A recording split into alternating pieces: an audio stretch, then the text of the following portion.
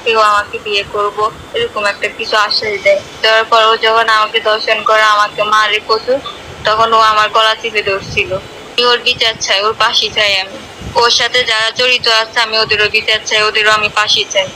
আমার সাথে যেরকম হয়েছে আমি চাই না আরো 10টা মেয়ের সাথে এরকম হোক।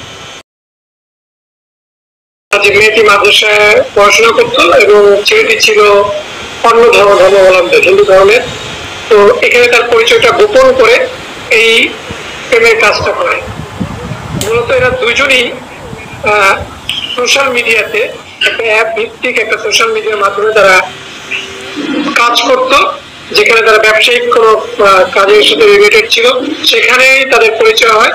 এই পরিচয়ে ছেলেটি তার পরিচয়টা গোপন রাখে, তার যে আসল যে ধর্মটা সেটা সে পরিচয় রাখে এবং এটা জানতো না। এটা তার যে ভাষ্য অলরেডি সোশ্যাল মিডিয়াতে সেখানেও এসেছে, আপনারা সেটা প্রচার করেছেন ব্যাপকভাবে।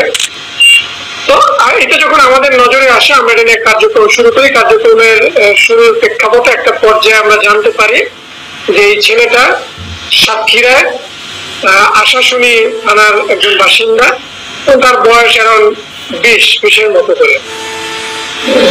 এবং এই মেয়েটিকে তারা প্রায় 20 দিনের মতো একটি হোটেলে রেখে তারা নির্যাতন করে।